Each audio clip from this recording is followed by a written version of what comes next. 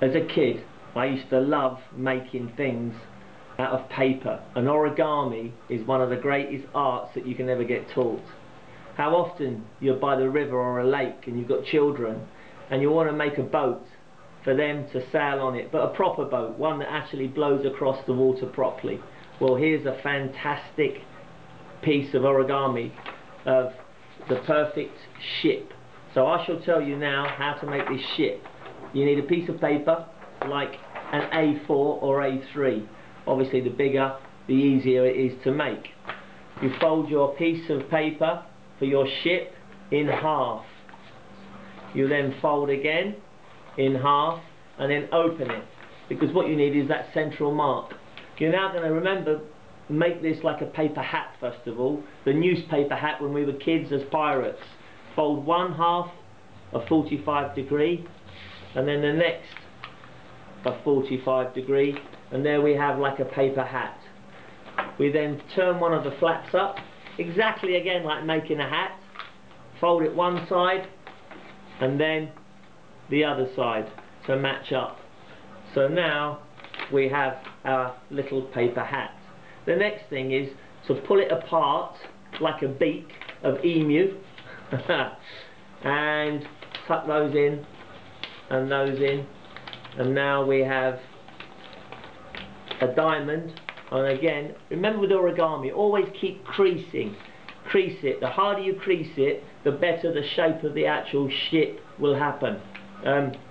Once we've done that, we now need to fold each of these elements of the diamonds to half the diamond back on itself again. So again, as close as we can to the top, nice and neat, a nice strong crease, and again the other side up to the top of the diamond, and here we have it. Now again we're going to open this up.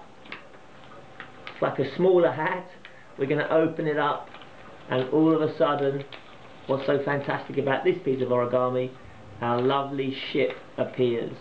So you pull your ship and then a little bit of tinkering with the sail inside, you then have a perfect ship for your children. It's wide, it floats, and it looks great on the water.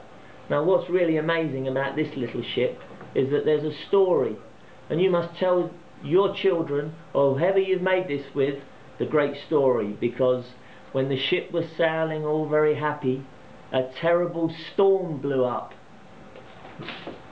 and this storm got worse and worse and broke the bow of the ship off, and it started to flutter and sink, and then another terrible wave came over the ship and snapped the stern of the ship off, and now it was really starting to sink, and then a last and final wave came over the ship and broke the sail off the ship, and all after the storm had finished,